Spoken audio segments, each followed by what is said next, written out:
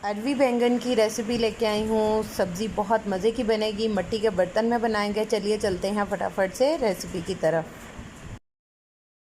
बिस्मिल्लाहिर्रहमानिर्रहीम। अस्सलामुअलैकुम। हुज़ैफ़ा's किचन में सबका वेलकम है। मैं हूँ ज़ोहरा उमर। आज मैं बना रही हूँ बैंगन अरवी की जो है वो रेसिपी लेके आई हूँ। बहुत झटपट रेडी होगी।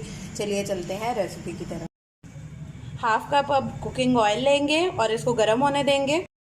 अब 1 टेबलस्पून हम इसमें राई दाना डालेंगे और इसको 30 सेकंड के लिए जो है वो इसको भून लेंगे।